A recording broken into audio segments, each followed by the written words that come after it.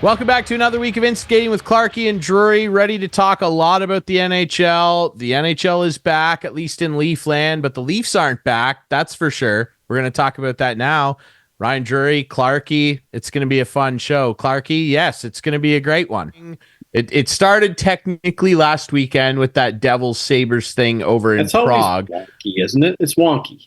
The European thing, yeah, I don't care for it. It's fine. Like I don't like it. I'm fine with it. But it kicked off proper Tuesday night over here in North America. And for Leafs Nation, it got started. We're recording this Thursday. It's Thursday.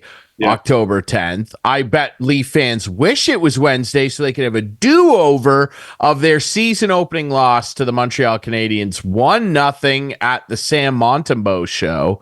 And man, oh man, you know, the Leafs, I gotta hand it to your buds, Clarkey. They always find new and interesting ways to lose big games, and they did it again on Wednesday. They helped Sam Montembeault set a record for most saves in a season-opening shutout with 47. Tremendous work by the Buds, helping the Montreal Canadiens pile up new stats. Just tremendous. How are you feeling? Well, I'm never happy when the Leafs lose, and I'm even more not happy when they lose to Montreal. Yeah.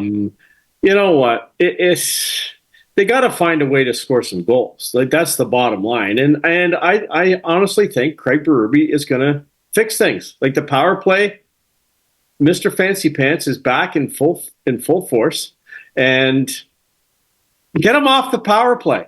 Like, just get him off. Here we go. We've played one game, and I'm going nuts already.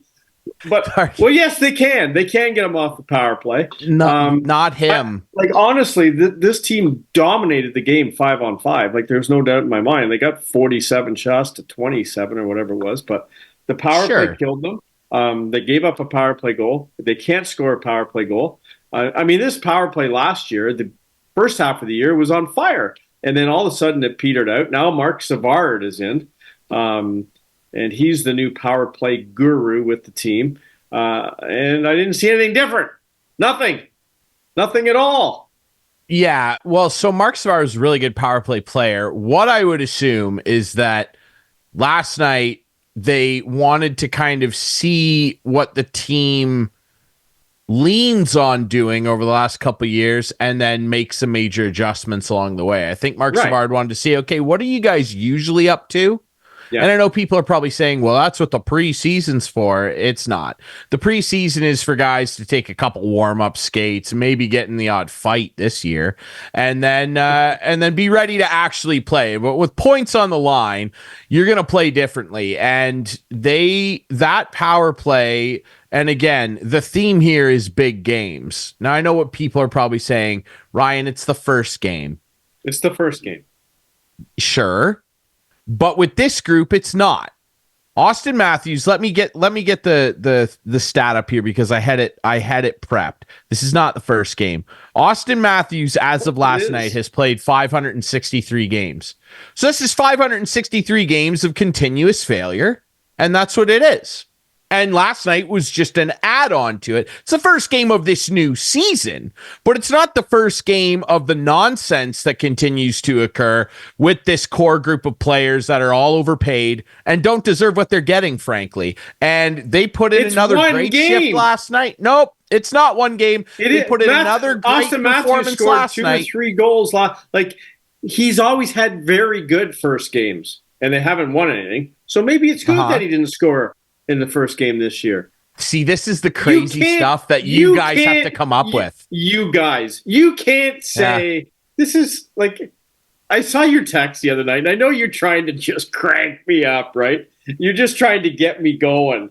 Like, I'm not. I'm actually upset. No, you are. I have to. No, you're not upset about anything. You're not a Leaf fan. I am because, and you know why? Because I would at least like for this team to make something interesting happen. Because we have to talk about them so much. I'm because going to say nightmare. This is your text. Nightmare effort. My tweet. No, you texted me. Oh, so this is the text I sent you. Yeah. Nightmare effort game 1. Can't wait for the show. I got things to say. And I didn't respond. I'm like, it's game one. They outplayed them in my mind. Did they? Dude. Did they outplay them? Because of the 47 shots they took, 90% of them were from the perimeter. They had 10 high danger chances to Montreal's 8. What was zone time? I don't care. I do, because that shows that they dominated the game. I'm not saying they should have won the game. In what way? They dominated the game because they skated around on the perimeter of Montreal's zone with the puck for Montreal did? Because they just stayed to the outside and did this over and over again? They dominated the game. They did dominate the game. They dominated the game. Yeah, they sure did. And as per usual, when the Leafs dominate games, they come up with nothing. And that's the theme. That's what these guys do. This group of players in this franchise loves to rest their laurels on, well, but look at our numbers and how we dominated the game. We're supposed to be done with this, Clarkey. You're supposed to be done with the, but look at our underlying numbers thing. I'm not saying I'm happy with the result. You should be. I'm not saying I'm happy. I'm not saying I'm happy with the result. You sound like you are. But I'm not happy with the result whatsoever. I'm never happy when they lose.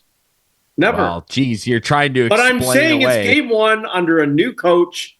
Let's see what happens tonight in New Jersey. Maybe we should have recorded another new coach Friday. I wish we could have. I wish we could have. I wish we could have done this show, because when people see this, Friday nights at 8, Sunday nights at 9, when people see this on Whiteman TV, it's going to be before the Devils game, which is the better one. I like Montreal. Look, in the pomp and circumstance, I wonder if a guy came up to Jeff Molson after last night and said it was the worst opening ceremony in Montreal history. They had the Titanic choir out there. I thought it was cool. I love the Coldplay thing. I'm just going to walk. I gotta do something, but I can still hear you. Go ahead. He's got to walk. Clarkey's got to walk away because he's probably going to get an aspirin.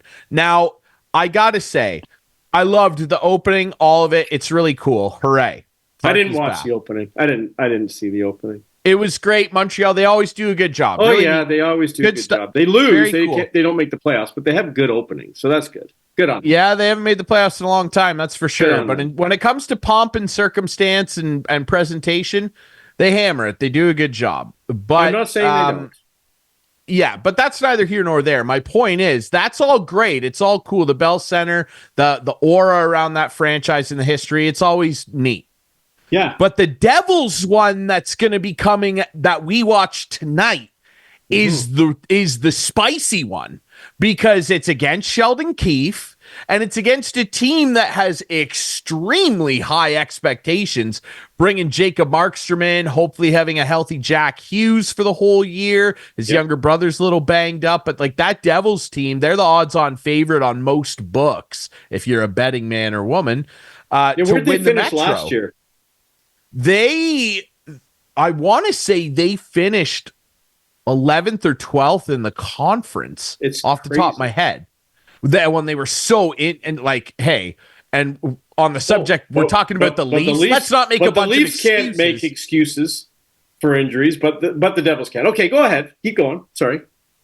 In what universe can the Leafs have we ever seen all these bad injuries consistently over the 8 years that they've supposedly been a contender?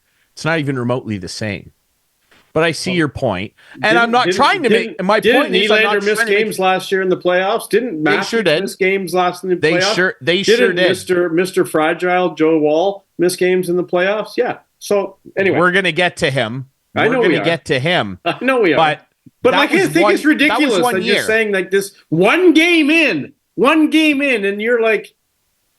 Because you know why? And I'm not even a fan of the team, and I'm upset because I'm so bored with this. I'm bored. I said this to you leading up when we had Dark Guy on late summer there. I'm bored of this crap.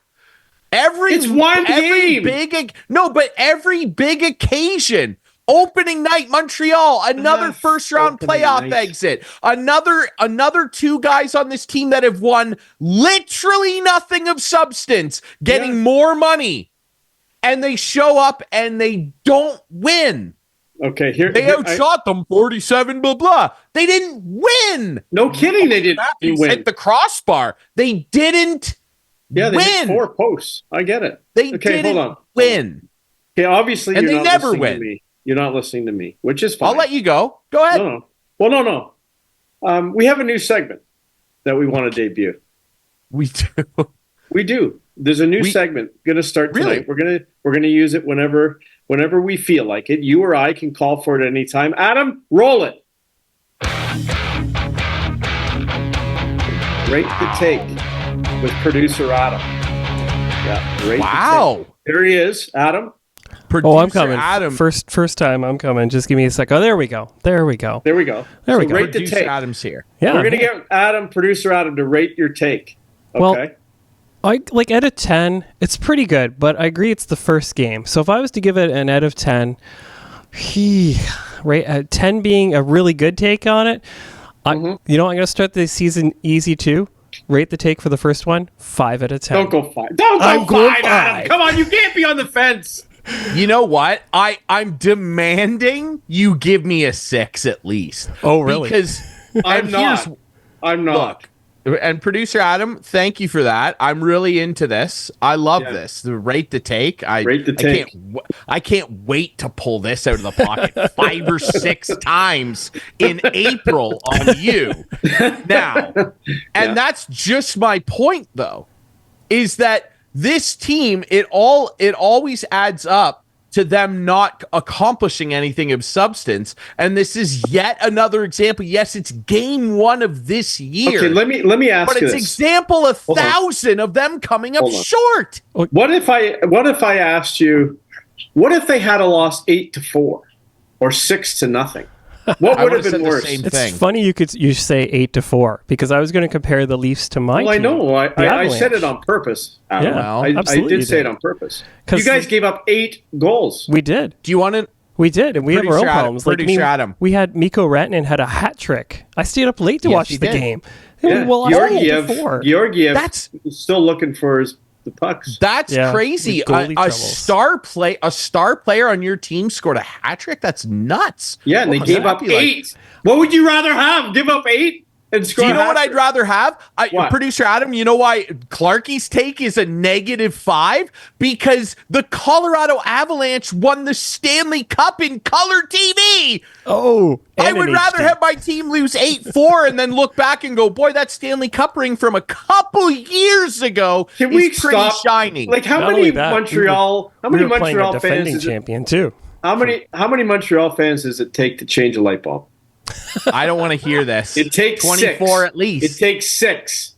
1 to change the bulb and the other 5 to tell you how great the old light bulb was. I don't care about the old light bulb. I don't care how many cups they won. I don't care. Okay. I want to win this year. Well, yeah, there's always this year. How's Edmonton feeling today, Ryan? How's Edmonton feeling? I don't care how Edmonton's feeling. It's only the first game. 6-0. Oh, it's only the first game, Adam. 50% of the teams win. It's 50% lose, right? It's a huge game. They played the Winnipeg Jets at home. And they couldn't win playoff games last year. This Edmonton team is awful. Do you know how horrible it was? They continue to fail. I'm going to derail your take here because you know how horrible it was for producer Adam last night? We're watching the Colorado game. We're watching the Jets game. My wife, if you guys don't know, is a huge Jets fan. She's ribbing me all night long. Look, we scored another one. Look, we scored another one. Oh, look, Vegas scored on you 28 seconds apart. How about Kyle Dubas? How do you think Sid the Kid feels today? 6-0 loss. I think Sid the Kid is. He'll be fine. And we can, well, of course he's fine. He's won 3 Stanley Cups in color. Sidney Crosby. You know what Sidney Crosby's feeling right now? He's craving a little mountain air. That's what Sidney Crosby's craving. Sidney Crosby walked out onto go through the Zamboni in the Colorado drive-through. I saw that commercial. He went over one of the 3 big bridges in Pittsburgh today, and he took a deep breath in and said, you know what? I'm getting a little tired of smelling steel. I could use a little Denver Rocky Mountain. Hold on, because I can derail us for a bit. I was listening to Mike, the Mile High Hockey Podcast. Can I derail it to a Colorado Avalanche talk for a minute? Yeah, how can we even do that? Please, how can we even do that? We got Rantanen's not signed. Gabe Landeskog still on our payroll, injured, hasn't played an NHL game in 3 years. Yeah. Gabe hasn't played an NHL game in 3 years. We've been paying him that time. Then we've got Nick Shushkin, the big guy. He's on we have to keep paying him. We can't let go of him. He's on a leave. He's in the player assistance program again. Yes. So how do we sign Sid? We can't. There's no way. It would be amazing. Don't get me wrong. It would be absolutely amazing and a dream to see Sid and Nate play together on the same line in an NHL team. That would be insane. If it's not this year, it might be next year because he signed that 2-year extension. I think it might. I think it might happen. And I gotta say, we're talking. This is what Clarkey does. Clarkey invents this new segment to try and derail the conversation away from the topic du jour, which is the failure that is his Toronto Maple Leafs. I don't care how Edmonton is feeling. I don't even think 5 out of 10 is a passing grade, quite frankly. I don't care. I think the take is at least 50%. I think it's at least a 7 out of 10. And I want to say this. I mean, it's a better grade than what your Leafs get every year, which is 0. Let's see what happens. 0. So I feel better about that. I accomplish more at my job, which is rating takes, than what the Leafs do in the playoffs. Now, what I want to say, I love that producer Adam got to chime in there. We're going to use this take a lot. Sponsor it. I want to say, I don't care how the Colorado Avalanche feel, and I doubt producer Adam does either. I don't really either. Oh, I do. A thing that happens, a thing that happens when you actually watch a team be successful, when you're not 5 years old or when, HD television exists, is that you can look back really quickly. You love that one, eh? Boy, that was so fun. Yeah, it is, because it's true. It's objective fact.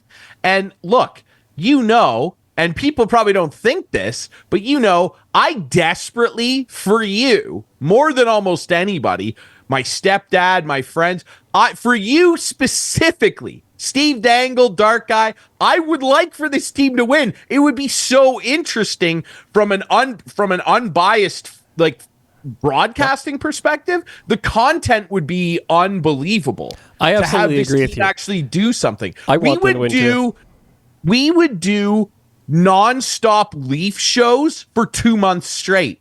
We would have guests on just talking about, can you believe this? Yep. And they're going to name a school after these guys. The party would be insane.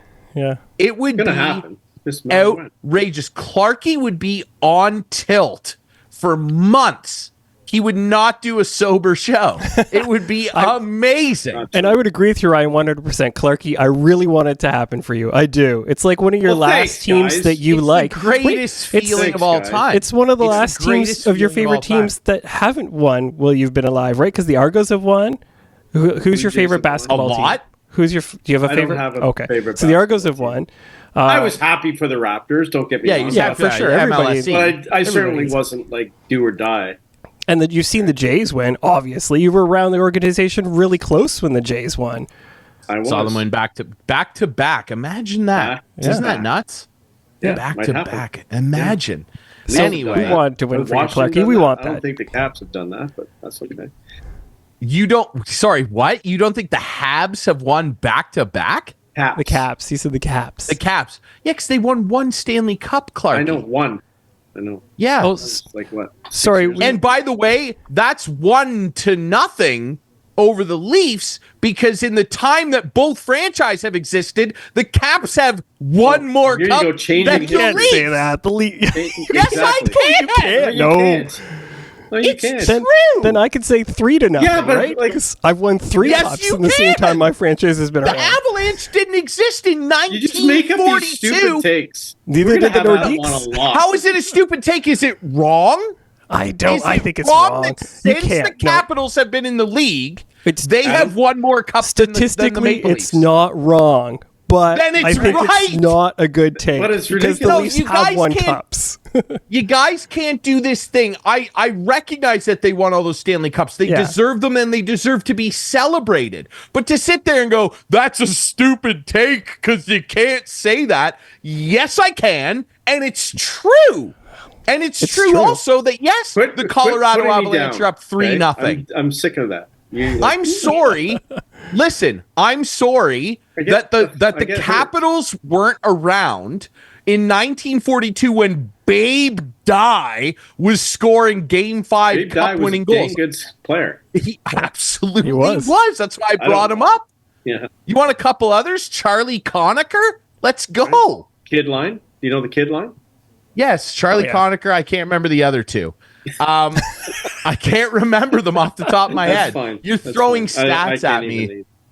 Yeah. Now, listen, I know it's one game. It's just I would like for this to not consistently happen. And I thought, like, if I'm a Leaf fan, last night I would think, okay, new contract for Matthews. New contract for Willie, kicking into gear. Mitch Marner's playing for a new deal, maybe even somewhere else. Tavares is playing for a new deal. I would think that there would be some more net drive gumption. Listen, did they outpossess Montreal heavily throughout the game? Yes, they did. But this high octane quote unquote offense didn't turn it into goals or, more importantly, a win. And Matthew Nyes, let me just say, I would love to have that kid on my team. Matthew Nyes was the hardest working player on the ice last night. By some way.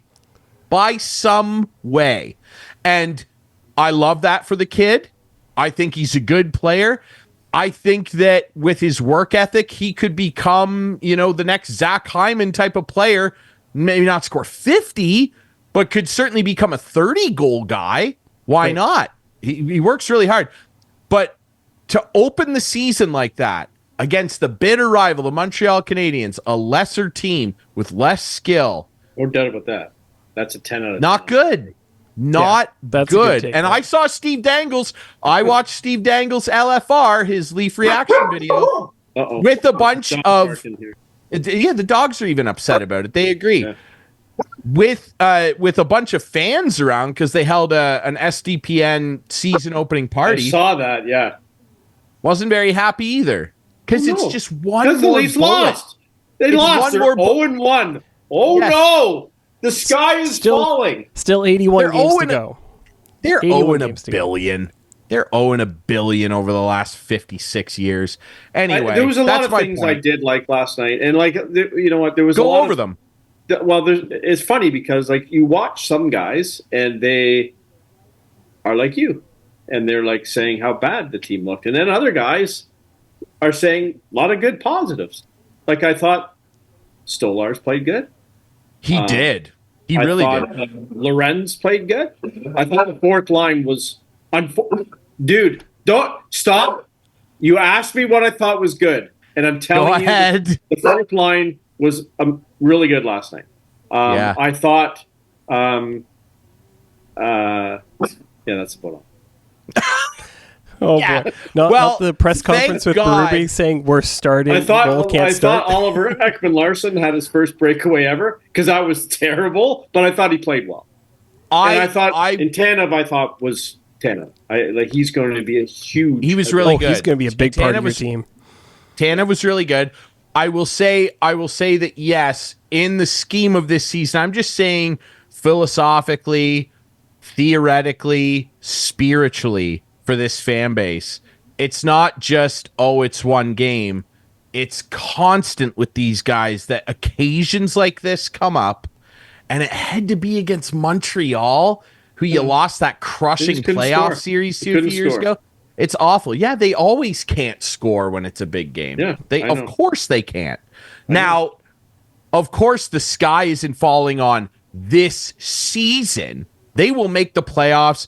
I bank them for 100 points. I mean, here's my thing. I liked Stolarz. I liked Ekman Larson a lot. I thought outside of the dumb penalty he took, he played really well. I liked his snarl. I liked Ekman Larson a lot. Yeah, his breakaway was like, it looked like the first time he's ever not good, but I don't know why he skated into the corner. Like you go to the net, not the corner. We're not all Nathan McKinnon on breakaways, yes. But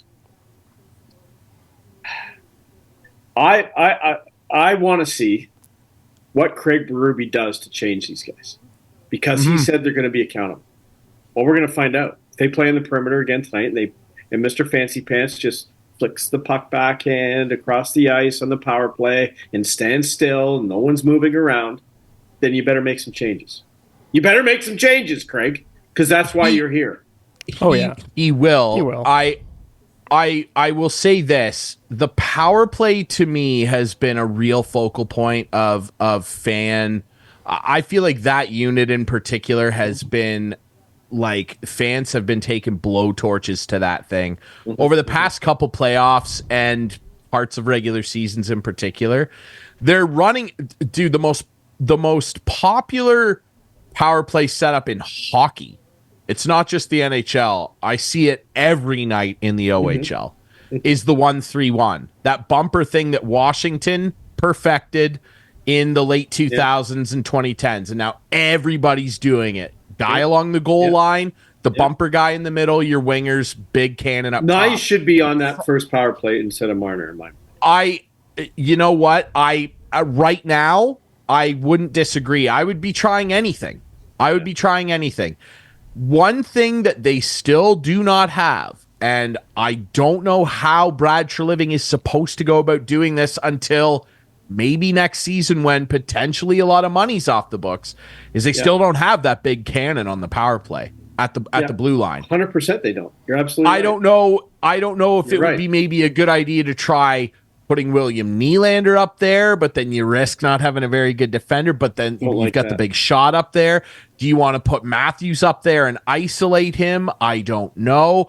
One thing we've talked, you know what I'm going to say next about the power play, Clarkey, because I bring it up with Brooksy all the time, our buddy Jason Brooks, championship winning coach, by the way.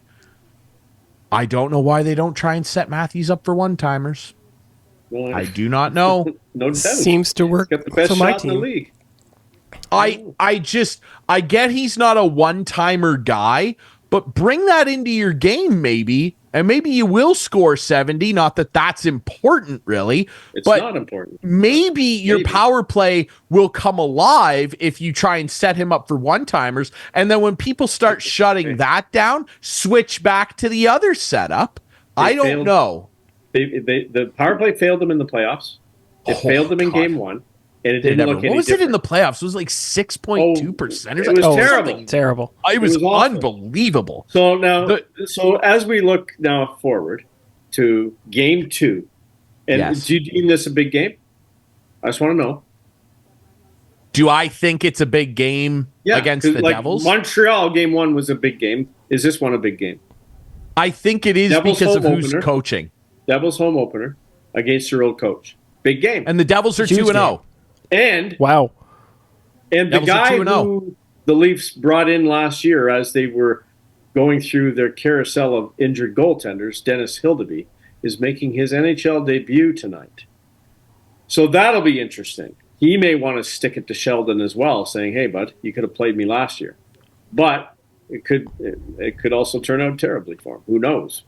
New Jersey's a very good team, but Reeves is out and Bobby McMahon comes in, so a couple lineup changes for tonight. Yeah, whatever. The big thing with Craig Berube teams, it seems like, at least in St. Louis, is he rolls four lines, and that's why I wanted to point out I thought the fourth line played pretty well.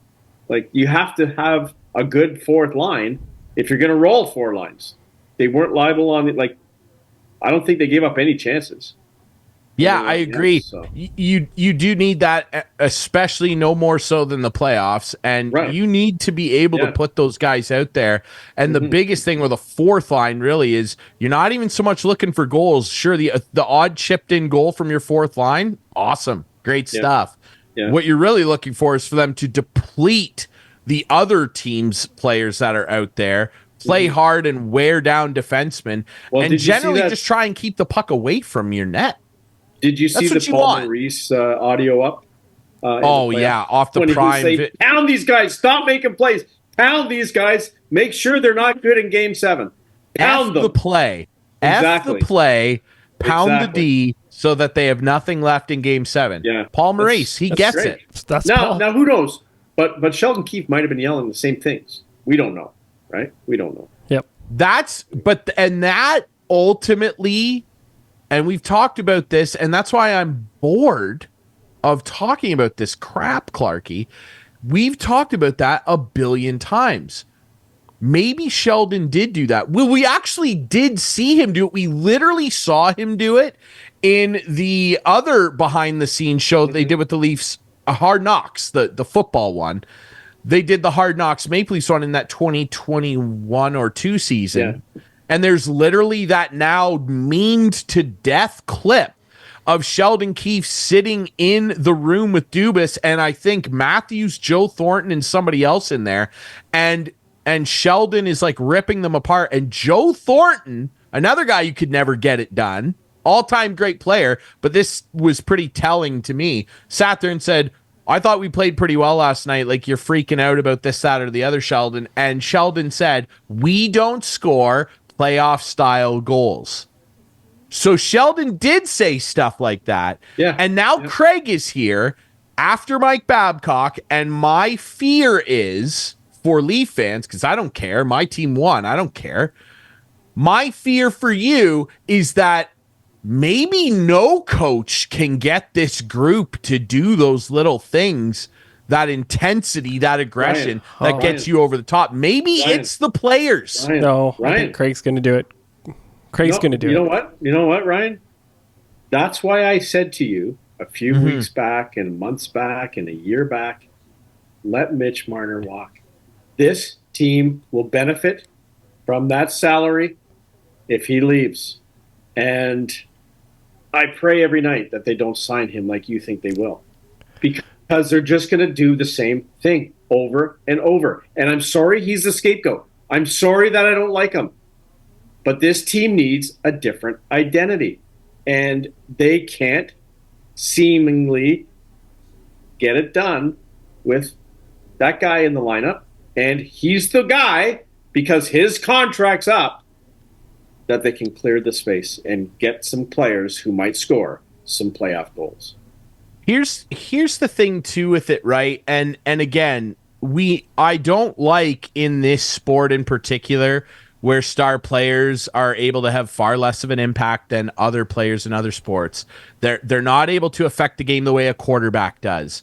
They're not able to affect the way a game goes like a big pitcher does, like a Tarek Skubal or something for the Detroit Tigers, or LeBron in basketball. Just gonna say because LeBron. Those guys, based on the way those games are played, the whole sport is designed around those star players touching the object of play an awful lot. Hockey is not like that. You have to win a face-off to get possession of the object of play. You don't just get it like in football because you're on offense. And then there's no guarantee that on any given night you're going to touch the puck more than 10, 15, 20 times if you're a star player. Maybe it's a really sloppy night and you only touch it 8 times and you get 2 shots and they both miss. Like, there's no guarantee. So as much as I don't like to point out one guy and say, no, it's that guy's fault for sure. And Toronto loves doing this all the way back to the Larry Murphy days. We love picking on one guy, Jake Gardner, whatever. Larry Murphy was awful when he played for the Leafs. Yeah, well, and then he turned around and looked pretty good. He was terrible. Okay, I'll take your word for it. I was 4. I will say that as much as I've tried over the years to be like, well, it's hard to retain high-end talent. Generally, what you look at in these leagues is that there's 2 big cats, maybe 3. The third one is usually on cup-winning teams, a defenseman. Mm-hmm. And there's 2 big dogs up front that eat salary and do everything. And then everything else is trickled down. And, the best GMs, puzzle piece, consistent looking lineups together. They have now made it very apparent that their 2 guys in their mind are Willie and Austin. And people, they were talking about it on Overdrive. People were coming up to O-Dog, which, by the way, we're going to have a special little segment in a future show pretty soon. Just wait for that. O-Dog was saying on the Overdrive the other day, people are coming up to me and saying, oh, they got to re-sign Tavares to a 4-year deal at $5 or $6 million. No, they don't. They should not do that at all. $6 million total or $6 million per? Per. No. I'm actually of the opinion, rate this take, producer Adam. I actually think it's far more imperative that they let Tavares walk than Marner. I would like to see them both gone, but it's way more imperative they let John Tavares walk. This guy's going to be 35 next year, looks slower by the shift, and they gave him bucket loads of money to come here, which, again, I still don't think was the right decision. And my prediction's going to come true that they wouldn't win anything with him. I said that to you on our old show, Clarkey, and unless they do it this year, I'm going to be right. Why do they owe John Tavares anything? They don't. Explain to me why they owe him anything. If he resigns for $2 million, I think you resign him. Even then, no. Why should he get any more money from this franchise, Clarkey? I would definitely get that. For $2 million, you're going to give $2 million, let's say $1 million, to a 35, still aging guy who's now a third-line center who's never won anything or led this team to anything promising in the playoffs when it actually matters. I think he's a great player. He's a really good player. Not anymore, but I like him as a guy. He seems like a good guy, good family man, doesn't win. And why should they re-sign this guy when they could take any amount of money that fans want to dream up for him and go and get a 27-year-old guy who would be far more effective over the life of any contract? And maybe they will at the end of the day. Yeah, they should. They should. Oh, well, John's passionate about the Leafs and he had pajamas as a kid and he wants to stay. So what? Blankets, comforters, pillows, toothbrushes. Who cares? Do you think? Don't re-sign this guy. I shouldn't say every team, but a lot of teams have that guy. Do you think, though? They pay a little bit of money, too. Yeah. Yeah.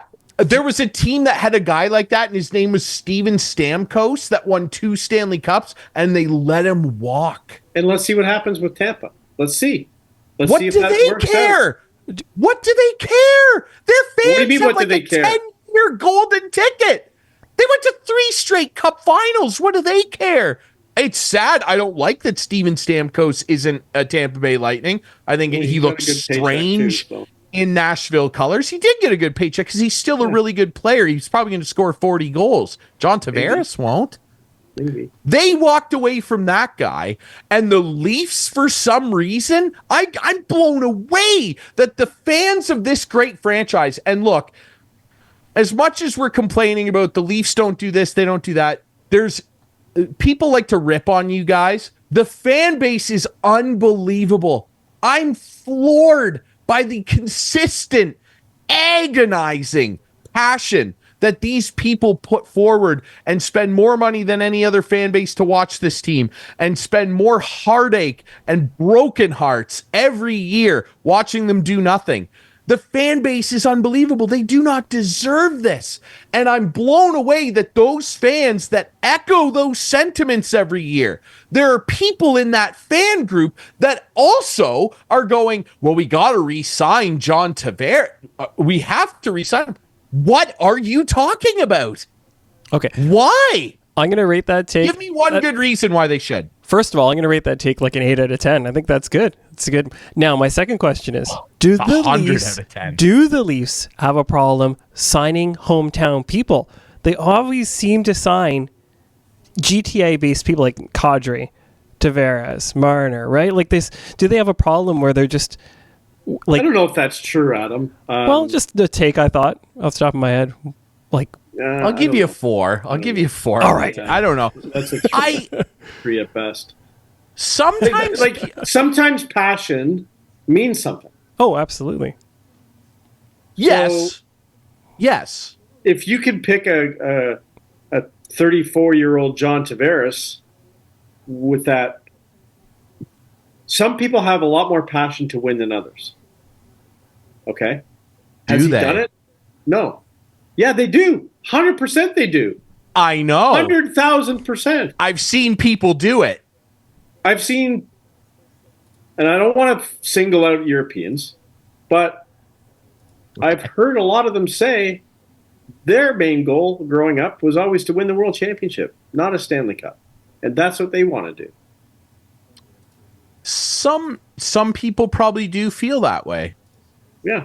I don't think there's one Canadian that feels that way. Some people don't.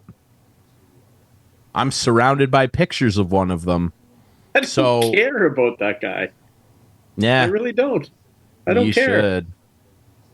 Good example to follow. Anyway. Yeah. Joe Sakic. Stanley Cup and World Champion winner. Well, and also... Yeah, but what do you think he grew up wanting to win? The Stanley Cup. Burnaby Joe, the Stanley Cup. Of course. Absolutely. And that's what John Tavares grew up watching. Does he? But who was Joe Sakic surrounded by also, though? Europeans. He was also surrounded by Peter Forsberg. He was also surrounded by Milan Hajduk. And lots of other guys from around the world that really wanted to win. Sandis Ozolic. Yep. Yeah. Like... Come on here. Nick Lidstrom, Yogs, Yari Curry. There's plenty of Europeans that really wanted to win multiple Stanley Cups. Yevgeny Malkin. Do you know how much it hurts me to say that? We're talking about passion. That's what we're talking about. We are. Hometown guys, players. but I think Clark, you have a chance to win the Stanley Cup. You have a chance to win the Stanley Cup every year. You only have a chance to win, well, if we're talking about the Olympics, every 4. Right? That's not what I said. I said the World Championship. But do we play a World Championship every single year? Yes, we sure do. Well, the World Hockey Championships are every single year. The Olympics are every 4, and they're going back this time, which is great. Look. We should take a break here, okay? We will take a break. I'm not saying John Tavares isn't passionate. I'm just saying that in the numbers game that is the salary cap world, which we all hate it. I'd rather have John Tavares than David Camp. But that's not the option that's available to you, Clarkey. It's not John Tavares or David Camp. No, it couldn't, because Sam Bennett's a free agent next year. Great. Bring him in. You'd rather have John Tavares than Sam Bennett. No. Or a myriad of other free agents that are going to be available that are younger. True. Right. You might have Mikko Rantanen available on the table if they don't get a deal done with him. Don't say that. He's not leaving Colorado. Anyway. Okay, we got a break because the dogs need to go out. We'll take a quick break. We'll let the dogs go, and when we come back, couch potatoes are gonna. I can't wait for the couch potato this week. I cannot wait. That's next on Instigating.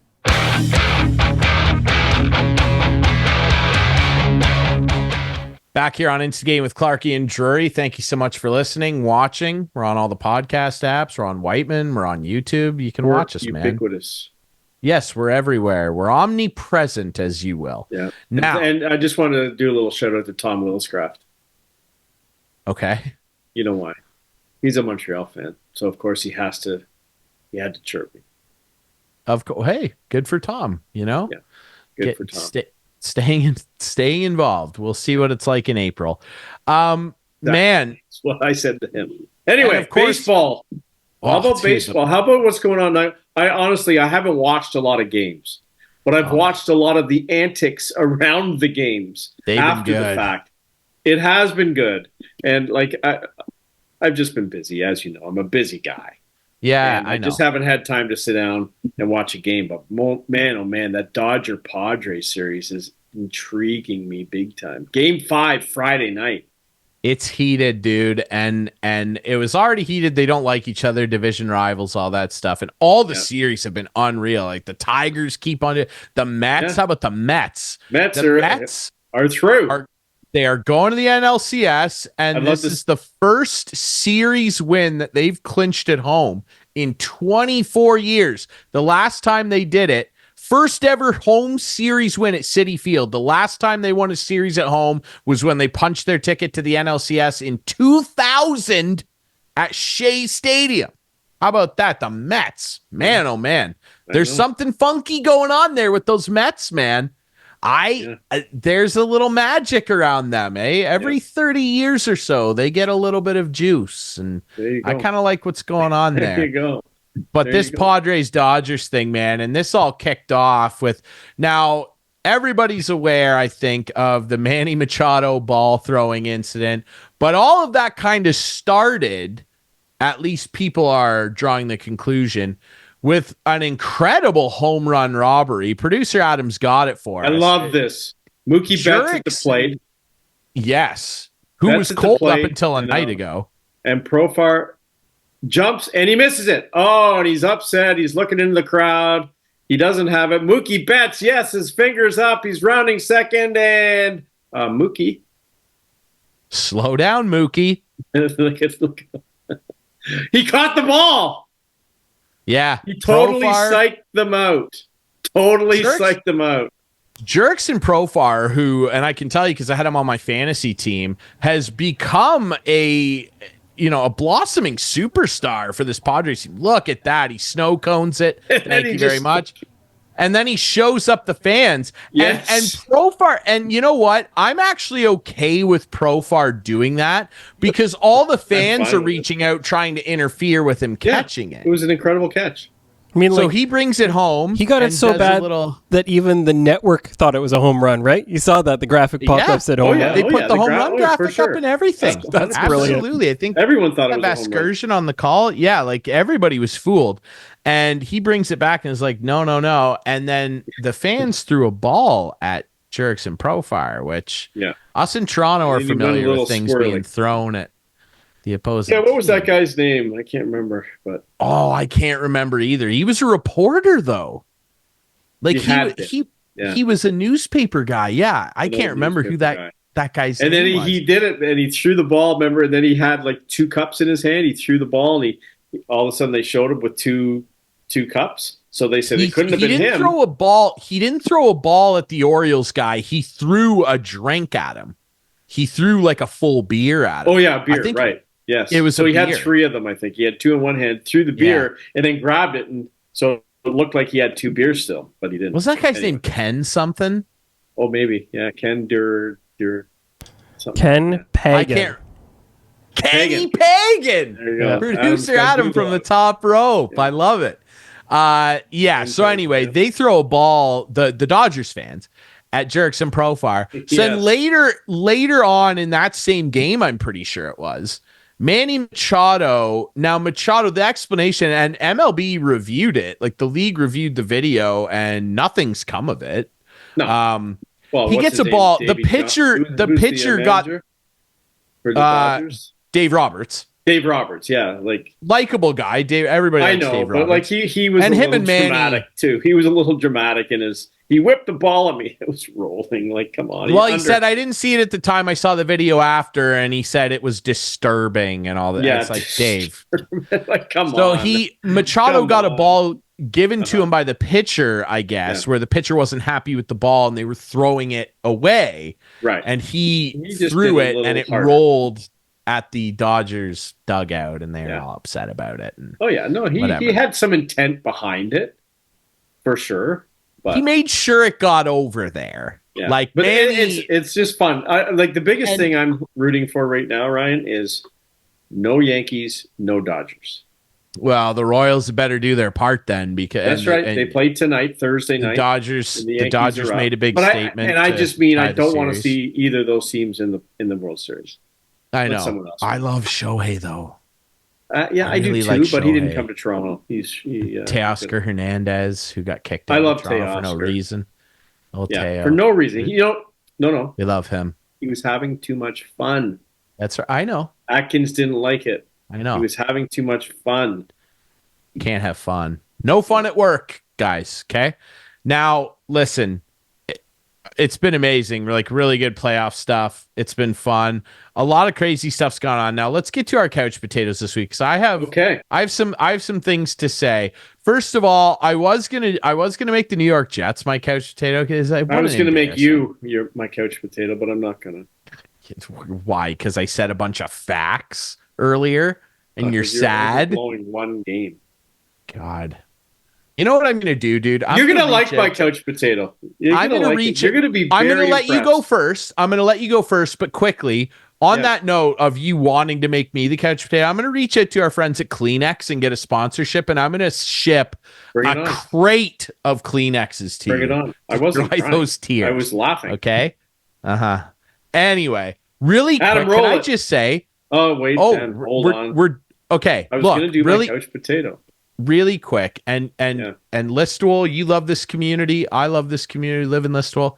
I just want to say quickly an honorary bad couch potato to everybody around town that are walking these moose-like dogs and letting them take colossal dumps all over town and not picking them up. I go downtown today and it looks like there's a bunch of wild moose loose in town. It's unbelievable. Really? These people are pigs. Yeah, see, I can't believe I live next. This is happening. It's going. I live next. No, this has been happening for years, and I'm just fired up about it again. I live next to the municipal trail. Love to walk it. I don't even want to walk on it at night because I'm afraid I'm going to walk into a cow patty. It's ridiculous what these people are doing with their dogs. Just letting them dump all over the place. Don't pick them up. And it's not the dog's fault. We love all dogs. I love dogs, man. We don't deserve them. Dogs are the best. And that rings true for others more than some of us. Okay? Pick up after your dog, for God's sake. Clarkey. Yeah. Go ahead. I told you would like mine today. Oh, yeah? And I think you'll be, I don't know, maybe shocked isn't the right word, but Adam, you can roll it. But I'm very proud of this first in our sport. Jessica Campbell, first assistant coach in the female variety in the National Hockey League. There's Dan. The female variety. I sort of missed up that part of it. The first female assistant coach. Yes. First female assistant coach in the National Hockey League for the Seattle Kraken. And, really cool. Jessica played for Team Canada and Saskatchewan native. And it's good that she's broken the barrier. And congratulations to Jessica Campbell. And I hope her nothing but success. Absolutely. It's an incredible story. Good for her. It is. And it's obviously it's a big deal. And obviously we just want to see more inclusion and people get opportunities if they deserve them. No matter who you are, right? That's what we want. Yeah. Anyway. The first female. What did I say? Dude, you butchered that. I first did. Assistant coach in the NHL of the female variety. Like we're buying peanuts or something. That was just... I'm sorry. You're awful. You're the couch potato this week. Your vernacular is terrible. Boy. That was awful. That was awful. That was like watching the Leafs power play in Game 7. Just we're hoping for something. And it just didn't execute. Holy cow. As soon as I got to where I was going, I'm like, this isn't good. Yeah, you left the road quickly. You know, like in a sitcom when someone angrily backs out of a driveway and immediately gets T-boned? That was you. Yes, trying to explain the shit. Okay. We gotta your turn. Put it back on the rails here. Yeah. My couch potato. Dude, did you see this clip from the Kelce brothers show? New Heights is such a fun podcast. They're also on there, Jason and Travis Kelce. Producer Adam's got the video ready. This is the clip that went viral that Jason Kelce had to apologize for this. I don't know why. This is what Jason Kelce, we've talked a lot about analytics, happy people, and the Leafs love their numbers too much. This is what Jason Kelce, producer Adam's got it ready. This is what he thinks of stats. Morris was asked about tight end Kyle Pitts not getting any catches in the game this week. Morris responded, "It's just about going out there and winning the game. Stats are for losers, man. I don't get involved in that stuff." Are stats officially for losers? Listen, this is my viewpoint on stats. Talk to me. Stats are numbers. What I care about is the football. Where does it go? Does it go in the end zone?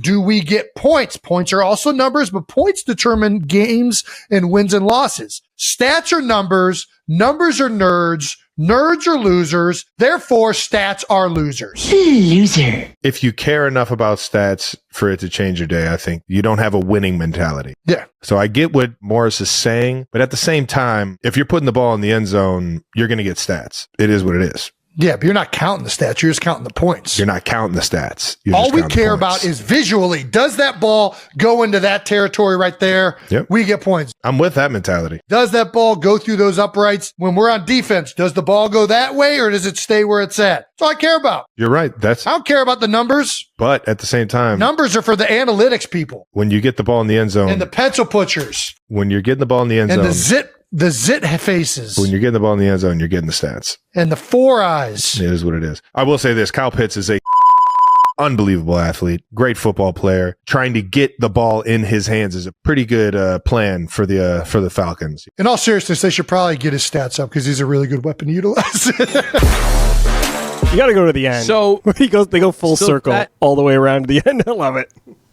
It's an amazing clip, and I guess Jason Kelce walked back his like 4 eyes comments and all that stuff. But like I wasn't offended by it. I have glasses. I'm a nerd, you know. What did you think of that? Have you seen that? Was that the first time you saw that? First time. I thought it was great. Me? Yeah, I can hear you. Dude. Okay. Yeah.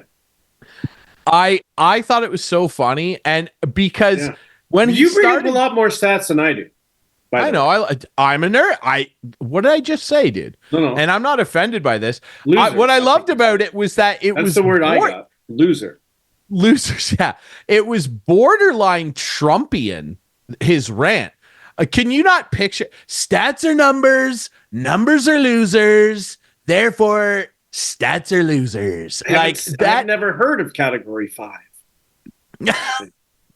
Category 7, we don't care. Stats are for losers, for the pencil pushers. It reminded me of something Trump would say in like a funny way. I thought it was great. Stats are numbers. Numbers are nerds. Nerds are losers. I thought it was really good. Speaking of analytic guys, it's my couch potato. What do you think went through? And that's a good one. What do you think went through our old buddy Kyle Dubas's mind this week when he looked at the waiver wire and he saw Pierre Engvall and Justin Hall? Whoa! I think that's the Lou Lamoriello worst contract ever. 8 years? It's up there. I said it when it happened. I'm like, what the heck, Pierre Engvall? Anyway, and not a good one, good show. It was a fun show, dude. Yeah. I can tell you what definitely probably didn't go through Kyle Dubas's head when he saw Justin Hall and Pierre Engvall. He probably wasn't thinking numbers are losers, stats are for nerds. That's probably wasn't. Remember last year after 10 games? After 10 games, Justin Hall leads the league in plus minus, and everyone. Yeah, I remember he was like plus 14 or something. Let's just see where it ends up, and there we go. Didn't play anyway. And there you go. Right? We got to wrap this. We better go. I like that you didn't have what his final plus minus was because stats are for losers, and you're not a loser, Clarkey. No, I just watch games and I see what happens, and I know if a team dominates or not. I can just see it by watching. That's right. Now, we appreciate you. You guys aren't losers either because you watch and listen to the show. You support us Friday nights at 8, Sunday nights at 9 with our friends on Whiteman TV. That's channel 6 for Whiteman subscribers. We debut on our YouTube channel Friday nights at 9 p.m. Follow us on social media at Instigating Pod where we share great clips from the show. And look, we'll be back next week. We're going to have a great guest next week, by the way. We're not going to reveal who, but we've got somebody coming on from the brand new Prime Monday Night Hockey. That's right. Big star. It's going to be a big deal, okay? We're excited about that, see what Prime does with the product. We'll be back next week with more Instigating.